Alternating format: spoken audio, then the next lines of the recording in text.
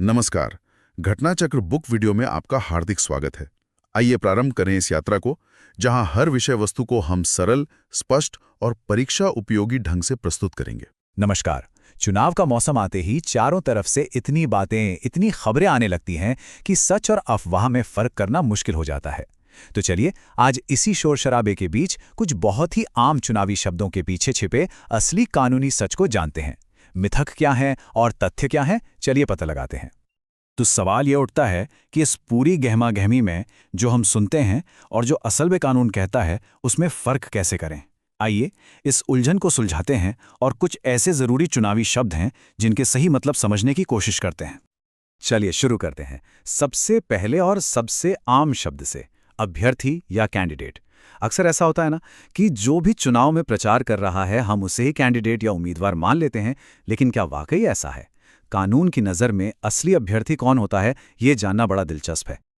जैसे आमतौर पे क्या माना जाता है, यही कि जिसने भी नॉमिनेशन फॉर्म खरीद लिया वो कैंडिडेट है, या फिर किसी पार्टी ने किसी को अपना स्टार प्रचारक बना दिया तो वो कैंडिडेट हो गया। और आजकल तो सोशल मीडिया का ज़माना है, तो जो वहाँ ज़ोर शोर से प्रचार कर रहा है वो भी उम्मीदवार ही लगता है। सुनने में तो ये सब बिल्कुल ठीक लगता है ना?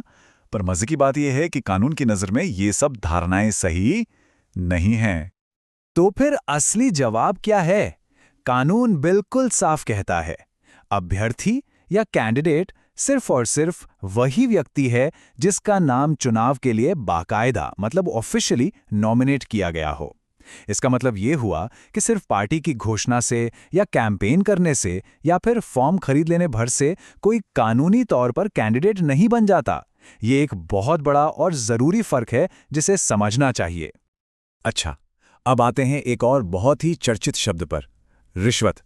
चुनाव के दौरान ये शब्द खूब सुनने को मिलता है, पर यहाँ एक बहुत महीन सी रेखा है कि कौन सी चीज़ कैंपेन का हिस्सा है और कौन सी चीज़ सीधे सीधे रिश्वतखोरी है।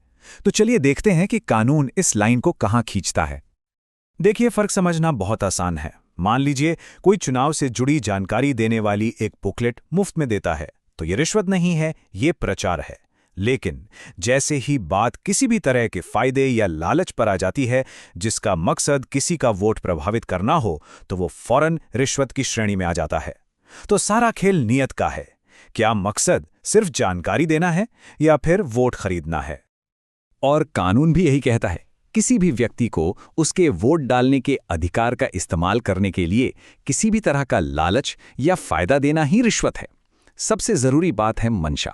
अगर किसी चीज को देने के पीछे की मंशा वोट को प्रभावित करना है तो बस वही अपराध की जड़ है। चलिए अब आज की आखिरी और एक और अहम शब्द पर आते हैं, प्रतिरूपण, जिसे अंग्रेजी में पर्सनेशन कहते हैं। अब यह शब्द सुनते ही क्या ख्याल आता है? यही ना कि किसी और के नाम पर वोट डाल देना। लेकिन रुकिए, कहानी इतनी सी नहीं है। कानून की नज़र में इसकी परिभाषा कहीं ज्यादा बड़ी है। आमतौर पर लोग क्या समझते हैं कि किसी जीवित इंसान की जगह वोट डाल दिया तो वो प्रतिरूपण है, या फिर किसी मृत व्यक्ति के नाम पर वोट डाल दिया तो वो प्रतिरूपण है। ये दोनों बातें सही हैं लेकिन अधूरी हैं। कानून इसमें एक तीसरी चीज भी जोड़ता है जिस पर अक्सर लोगों का ध्यान नहीं जाता। तो कानून के हिसाब से प्रतिरूपण के 3 हिस्से हैं। पहला, किसी और जिंदा व्यक्ति के नाम पर वोट डालना। दूसरा, किसी मृत व्यक्ति के नाम पर ऐसा करना।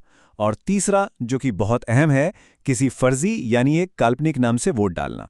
ये तीनों ही चीजें कानून की नज़र में प्रतिरूपण का अपराध हैं। तो इसकी जो आधिकारिक कानूनी परिभाषा है वो इन तीनों बातों को समेट लेती है।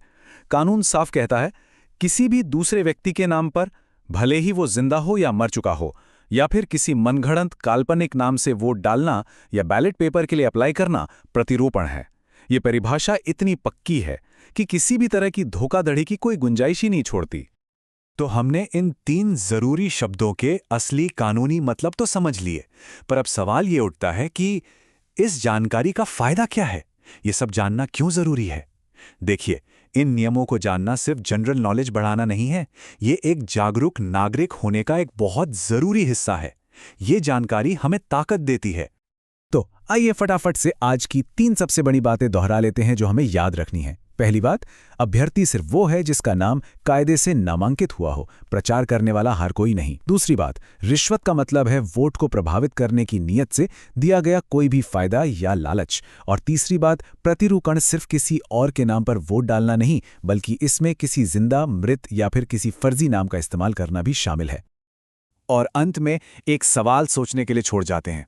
अब जब हम इन नियमों को ज्यादा साफ-साफ जानते हैं, तो ये जानकारी एक नागरिक के तौर पर हमें चुनावों की निष्पक्षता और ईमानदारी को बचाने के लिए कितनी ताकत देती है, इस पर जरूर सोचिएगा।